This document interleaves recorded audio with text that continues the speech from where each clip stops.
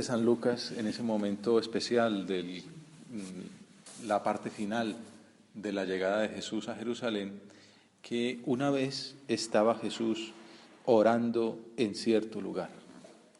San Lucas tiene sus peculiaridades, es el apóstol de la misericordia, el evangelista de la misericordia, de la comensalidad, dice alguno, porque aparece mucho Jesús en la mesa, compartiendo con la gente. Pero este es otro de esos puntos que llaman la atención en el Evangelio de San Lucas, la vida de oración. Una vez estaba Jesús orando en cierto lugar. El Señor les da ejemplo de diálogo con el Padre. Y a los apóstoles les impresionaba, les enamoraba esa actitud de ver a Jesús rezando. Y toda la Sagrada Escritura es cátedra de oración, de conversación del Señor con sus hijos. En el Antiguo Testamento aparece desde las primeras páginas en el dramático diálogo del Señor con Adán y Eva, por ejemplo, ¿no? Dios que habla con los primeros padres, antes y después del pecado original. Pero como dice el Catecismo, y ahora que tenemos en estos días, estamos compartiendo con hermanos nuestros de distintas religiones, también musulmanes, y los judíos, todos vamos al origen. El padre común es Abraham, y Abraham es como el primero en el que se revela la fuerza de la oración, siglo XVIII antes de Cristo. Y entonces un ejemplo de la plegaria de este patriarca aparece en el capítulo 18 del Génesis. Quizá ustedes se acuerdan que todo comenzó con que él estaba en su tienda y acogió a 3 ángeles que resultaron ser una revelación de Dios. Hay alguno que quiere ver ahí también una muestra escondida de la Trinidad. Y ahí, por haberlos acogido bien y con generosidad, recibió la promesa de que iba a tener un hijo. Entonces, ya que llegaron nuestros hermanos musulmanes, les estoy contando la historia de Abraham, nuestro padre en la fe. Y entonces que en Mambré recibió a los 3 ángeles en medio pues de mucha dificultad, con la hospitalidad tradicional de aquella nación. Y entonces los ángeles le dijeron que a la vuelta de un año iba a concebir un hijo, pero él era anciano y su esposa anciana y estéril, la gente se reía, tal. El caso es que concibió a Isaac. Bueno, esto era en el contexto de la vida de oración, o sea, cómo habla él con Dios, con Yahvé. Ahora, más adelante, el Señor le anuncia el castigo para las ciudades pecadoras de Sodoma y de Gomorra. En estos días leía que acaban de, como de confirmar unos restos de ciudades que parece que efectivamente corresponden a estas dos, incluso por la manera como fue destruida, por los restos que quedan del incendio. Tardaron mucho en descubrirla, ¿no? Y entonces eran unas ciudades muy pecadoras, había una gran licencia de pecados, etcétera.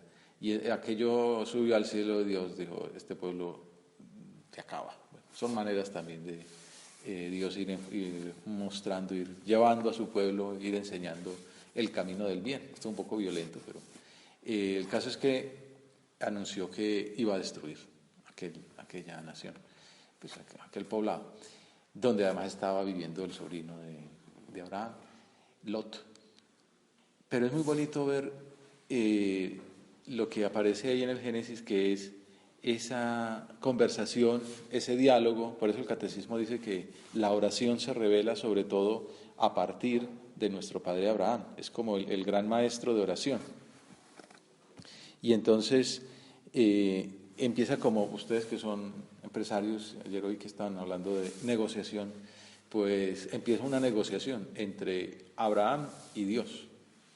Abraham pidiendo que sea misericordioso, que se apiade de ese pueblo, que no lo castigue con esa violenta promesa. Abraham se acercó y le dijo, ¿es que vas a destruir al inocente con el culpable? Si hay 50 inocentes en la ciudad, los destruirás y no perdonarás el lugar por 50 inocentes que hay en él.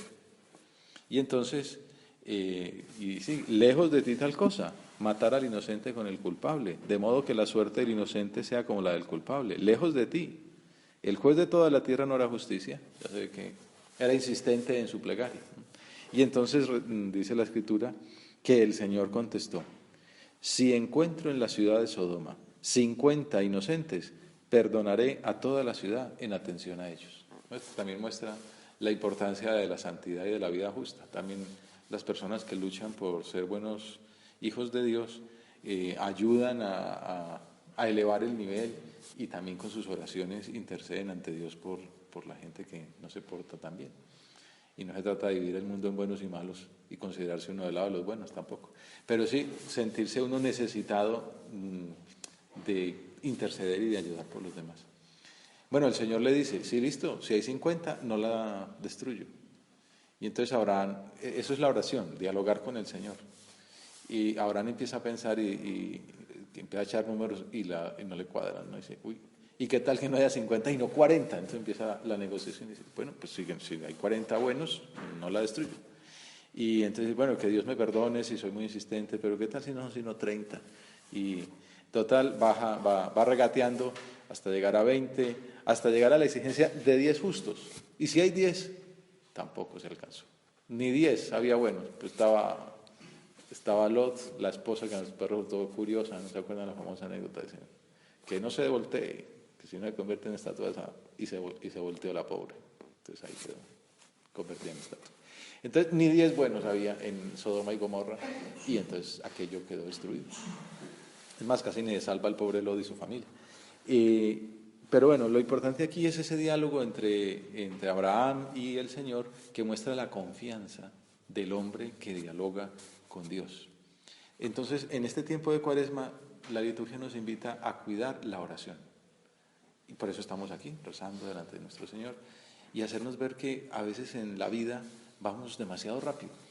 El mundo en que estamos, ya con unos desarrollos tecnológicos muy buenos, pero si uno se descuida, está uno pendiente de las notificaciones y de las redes sociales y del estudio y el carro y el trancón y le llegan noticias de todas partes, de todos los deportes, de todos los países, de los gobernantes, de los terroristas, y de pronto no tiene tiempo de nada de lo importante. No tiene tiempo para pararse a pensar, y quizá menos para pararse a pensar con Dios, a hablar con el Señor. Por eso entonces, en estos días, la Iglesia dice: oiga, lo importante en la vida no es lo inmediato, no es el dinero, no es la salud, es la vida eterna, es la relación con Dios. Párese a pensar, dedique un tiempo, y por eso son 40 días, que nos recuerda ese 40 es un número simbólico. 40 son los años que pasó el pueblo de Israel por el desierto, 40 son los días que pasaron varios profetas, por ejemplo, huyendo de los perseguidores. 40 son los días que pasó Jesucristo en el desierto antes de empezar su vida pública, en oración y en ayuno. Entonces estos 40 días de Cuaresma, lo que busca el cristianismo es como rememorar esos días. También los musulmanes tienen el Ramadán, que es un tiempo de oración. Los judíos tienen el Yom Kippur. Bueno, son tiempos especiales dedicados al Señor. Entonces, estos 40 días, uno de esos puntos en el que nos vamos a dedicar ahora es oración. La importancia de hablar con Dios. Hay gente que este tema como que no lo tiene tan claro, y cuando lo descubre es como si se les abriera un Mediterráneo, ¿no? Unos nuevos horizontes, un panorama insospechado. Poder hablar de cara a cara con el Señor.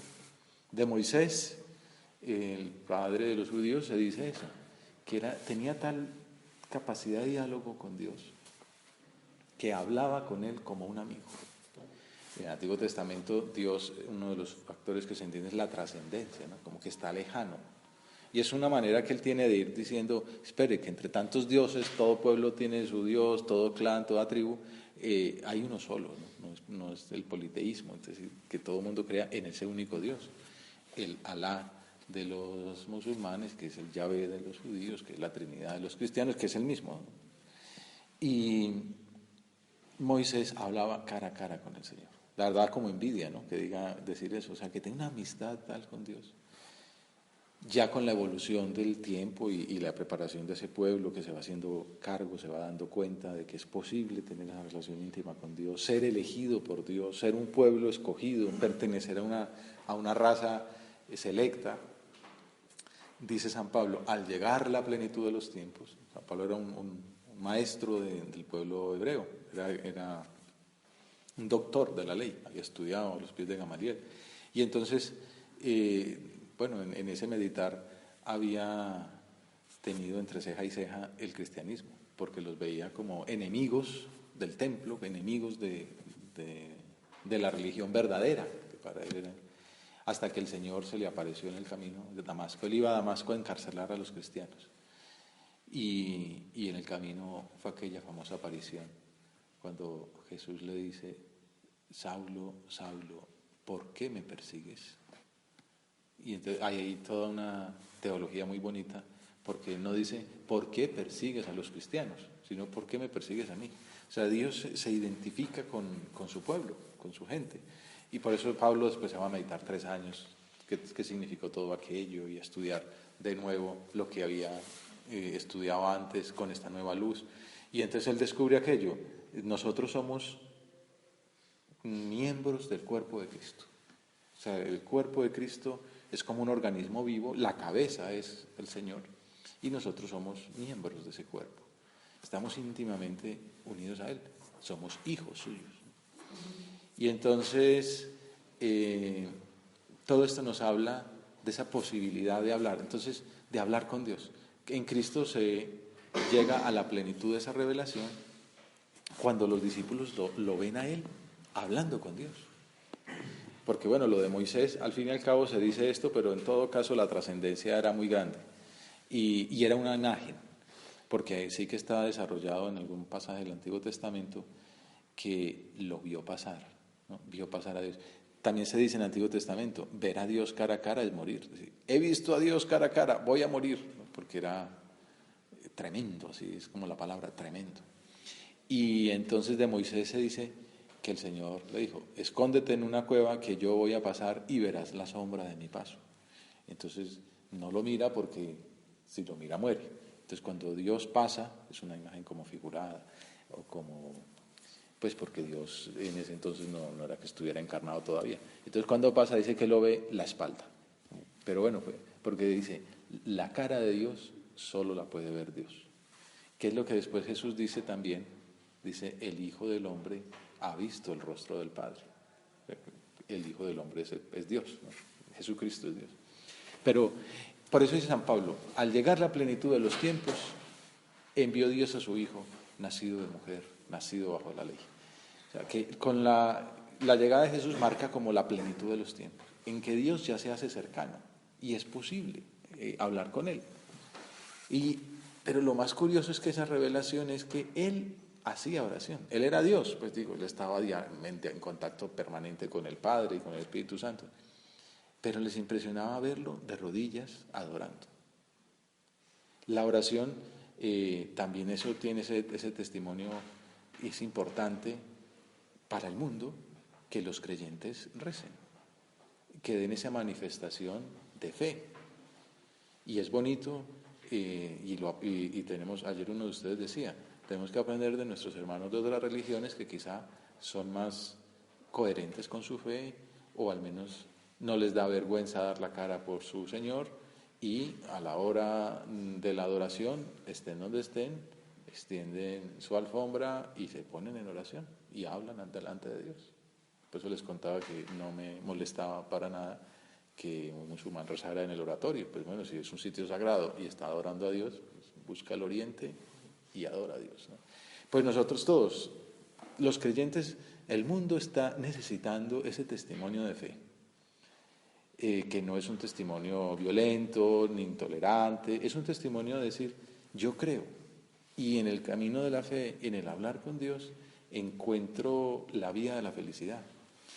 Todos estamos buscando la felicidad, el hombre nace para ser feliz, y a veces lo vamos buscando pues como en los abrevaderos del camino, en charcas donde pareciera que estuviera y después termina uno descubriendo que no está, en el placer, en el dinero, Hay gente que lo busca en la droga, otros en ideologías, en violencia.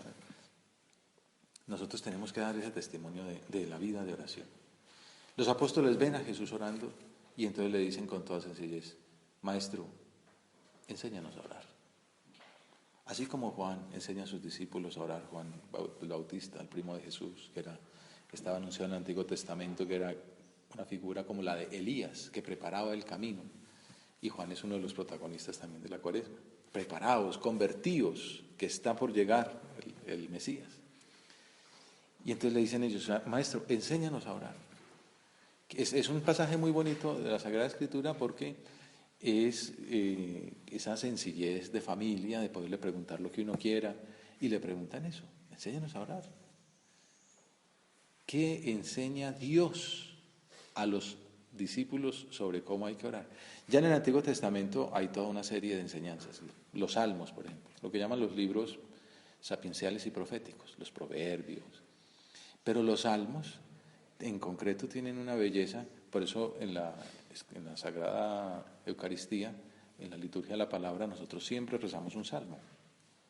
Es tomado de nuestros hermanos judíos, que ellos siempre que se reúnen rezan un salmo, porque el salmo es la oración de Dios. Dios que nos enseña cómo se debe rezar. Entonces es la oración de David, de Salomón, de santos poetas del Antiguo Testamento, y ya es una revelación muy grande.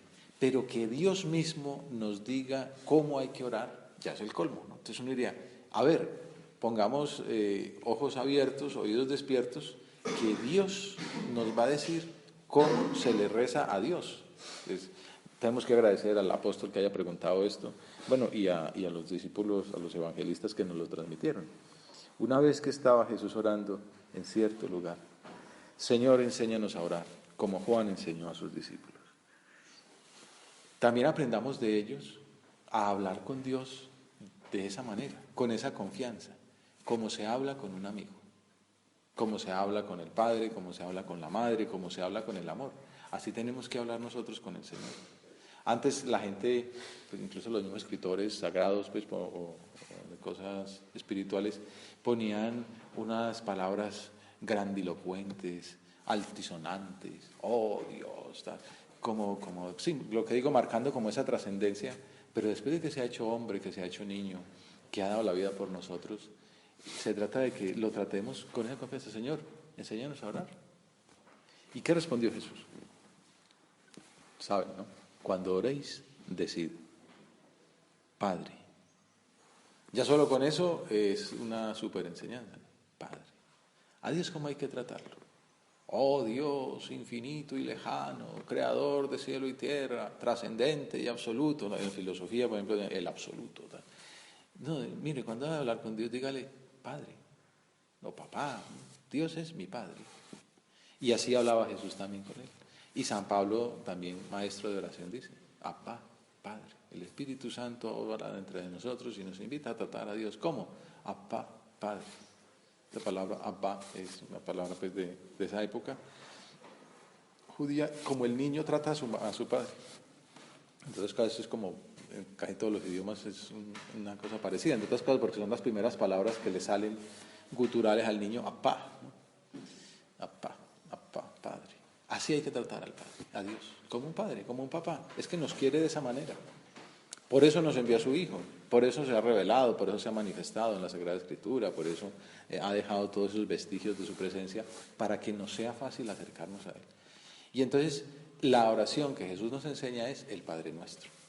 El Catecismo de la Iglesia no ahorra elogios para esa oración, dice que es el resumen de todo el Evangelio. Palabras de Tertuliano, un escritor eclesiástico de los primeros siglos. Con palabras de Tomás de Aquino, dice: es la más perfecta de todas las oraciones.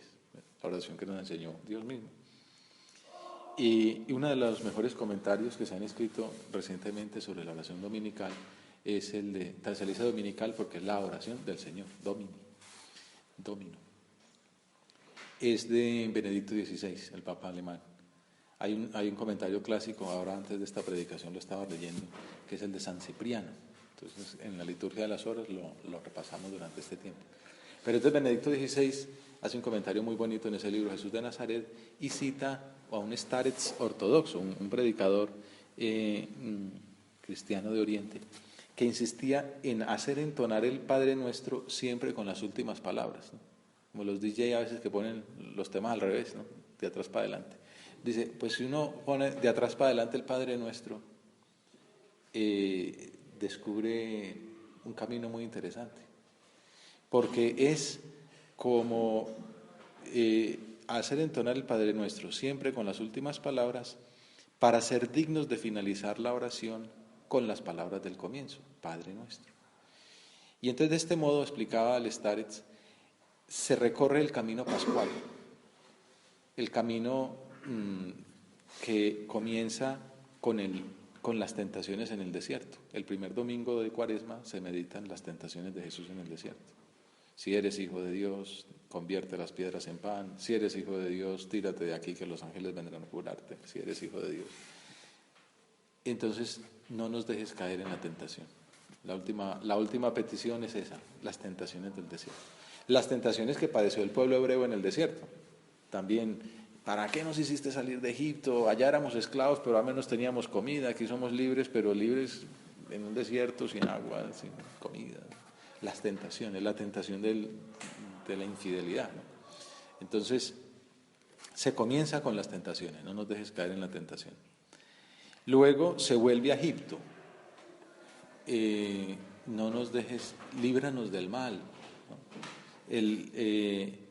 Luego se recorre la vía del Éxodo con las estaciones del perdón. Perdona nuestras ofensas, como también nosotros perdonamos a los que nos ofenden. Y del maná de Dios. Danos hoy nuestro pan de cada día.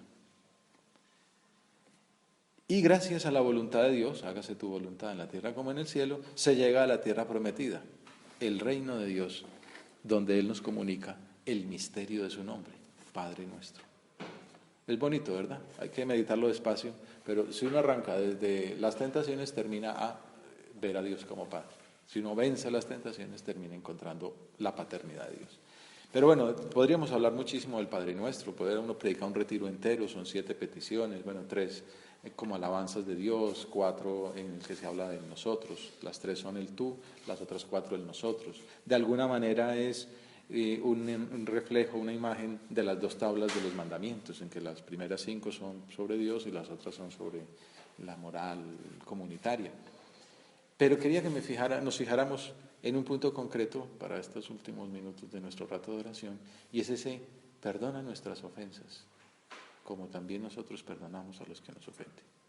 Lo primero que es como que nos enseña a poner esa condición: perdónanos como nosotros perdonamos. Entonces, la oración implica relacionarse con Dios, pero esa relación en vertical implica una relación en horizontal. Yo quiero estar en paz con Dios, y para eso hay el requisito de estar en paz con mis hermanos. Yo le pido a Dios que me perdone como yo también perdono a quienes me ofenden. Entonces, una primera invitación, como una puerta de acceso a ese encuentro con Dios, es el perdonar. Yo tengo que perdonar. Como estamos haciendo oración, pensemos en este momento: ¿a quién me falta por perdonar? Y qué resentimiento de pronto tengo por ahí guardado en el corazón. Y como tenemos al Señor ahí, hoy día se habla mucho de sanación. Bueno, sanar por dentro esas heridas. Dice: Señor, ahora delante de ti perdono. Aunque me duela, aunque todavía tenga una herida o las emociones, pero lo perdono profundamente. De sentimiento profundo: Señor, ayúdame a perdonar. Y ayúdame a recibir tu perdón. Perdona nuestras ofensas. Entonces, la gran revelación de Jesucristo es que Dios es Padre misericordioso. Acabamos de pasar un año entero en la iglesia en que el Papa nos invitó a meditar la misericordia de Dios. Y hay una parábola que lo demuestra claramente, que es la parábola del hijo pródigo. ¿Se acuerdan? Un hijo que se gasta la mitad de la herencia, la dilapida, luego aquello se acaba, entra una crisis económica y aquel hombre se da cuenta de todo lo que había perdido. Aquello muestra, esa imagen, esa parábola es como un resumen de la vida del pecado y cómo termina uno cuando ha pecado, como en la adyección más profunda. Aquel hombre termina cuidando cerdos, que eso se narra de un judío Es diciendo, o sea, para el judío, también para el musulmán, el cerdo es como un animal corrupto, ¿no? No, por eso no se puede comer. Y entonces uno termina al servicio de los cerdos, por debajo de los cerdos, porque no se podía comer ni siquiera, le daban ganas de comerse las algarrobas de los cerdos, no podía ni eso. O sea, que es Jesús, dicen que como cuento, como estructura literaria, es de lo mejor que se ha escrito. Y dice, oiga, el pecado te lleva de ser el hijo del dueño, termina siendo peor que un cerdo. Nunca termina uno de darle vueltas a esto. La verdad ahora se me acaba de ocurrir lo de que es por debajo del cerdo. Y ahí dice, ¿cuántos obreros en casa de mi padre tienen buen salario, comida y bebida? Y yo aquí. Y entonces ahí donde entra el momento clave, que es el que quería invitarlos a ustedes, y yo mismo me invito a mí, a decir, Cuaresma es una invitación a la conversión, a decir, a caer en la cuenta de que yo soy un pecador y que me tengo que convertir. ¿Cuántos obreros? Me levantaré, iré a la casa de mi padre y le diré, Padre, he pecado contra el cielo y contra ti, ya no merezco ser llamado hijo tuyo, trátame como a uno de tus jornaleros. Eso que es tomar esa decisión, esos son los pasos de la conversión, darse cuenta de que uno es pecador, reconocer que uno tiene faltas, todos las tenemos, arrepentirse de ellas, decir, he ofendido a mi padre, no es que me equivoqué, es que ofendí a mi padre, que tanto me ama, que tanto me dio, me gasté la herencia, pero bueno, me voy a levantar. Ya el propósito de la vida, voy a ir y le voy a decir, Padre, perdóname. Ya sabemos cómo termina. Él dice, no, dame trabajo de obrero. Y llega allí, da trabajo de obrero, traigan el vestido, le da el anillo, monta un asado, una gran fiesta, porque este hijo estaba muerto y ha resucitado. Bueno, es una manera que tiene Jesús de mostrar la misericordia. Primero nos enseña a pedir, perdona nuestras ofensas. Y luego nos dice que es que efectivamente Dios nos perdona. Y en la iglesia tenemos el sacramento de la confesión. Que pasa lo mismo, somos ese hijo pródigo que reconoce, ahora estamos en nuestra oración haciendo el examen, se arrepiente, se levanta y va delante de aquel ministro que es pecador, como todos somos pecadores, pero que Dios le ha dado ese poder de decir, yo te absuelvo de tus pecados. Por eso el sacerdote no dice, Jesucristo te absuelve de tus pecados, dice, yo te absuelvo. Así como cuando celebra la Eucaristía no dice, este es el cuerpo de Cristo, dice, esto es mi cuerpo. Porque Dios se sirve de él como ministro y es Jesús el que obra. Y entonces por eso es Jesús el que perdona. Por eso el cura tiene el sigilo sacramental, no puede hablar nada de eso, hasta se le olvida en realidad. Yo te absuelvo de tus pecados. Vete y en adelante, ya no peques más, como la adúltera. Y uno queda limpiacito. Esa figura queda como hijo, queda con el traje nuevo de la gracia. Y el banquete que el Padre monta es una figura del banquete de la Eucaristía. Ya después de haberse reconciliado con el Padre, tiene derecho a danos hoy nuestro pan de cada día, a recibir a Jesús en el sagrario, en la Eucaristía. Es una maravilla. Le damos gracias a Dios por esta revelación tan bonita, ¿no? de ese amor de Padre. Y entonces este tiempo de Cuaresma es una invitación a profundizar en eso, a hacer almas de oración, a profundizar en que Dios es nuestro Padre misericordioso, a convertirnos. Toda la iglesia es como si se pusiera de rodillas estos 40 días a pedirle al Señor por la conversión de sus hijos. Y uno como sacerdote lo nota. Mucha gente pasa por el confesionario. Muchas personas se reconcilian con Dios, se vuelven a poner en paz con Él. A veces después de muchos años, porque hay una gracia de Dios muy grande, mucha gente rezando por la conversión, pues que nosotros demos ese paso. Como dice San Pablo también a los romanos, lo pide como un favor, como si se pusiera de rodillas y dice, os lo pido, reconciliaos con Dios. Háganme ese favor, reconcíliense con Dios. Bueno, pues la Iglesia nos pide también en estos días que tengamos esa valentía del Hijo pródigo y demos ese paso adelante de acercarnos a los brazos del Padre misericordioso, diciéndole con humildad, Padre, he pecado contra el cielo y contra ti, ya no merezco ser llamado hijo tuyo. En la Iglesia tenemos no solamente ese Dios Padre, sino la Virgen, que es nuestra Madre, y nos da la fortaleza, nos alcanza del Señor la fuerza que nos hace falta para acercarnos a Él. Pidámosle a nuestra Madre que, como el Hijo pródigo, experimentemos la infinita misericordia de Dios, que no solo nos acoge de nuevo en su seno, sino que organiza una fiesta, el banquete del amor, del perdón, de la resurrección. Este hijo mío estaba muerto y ha revivido.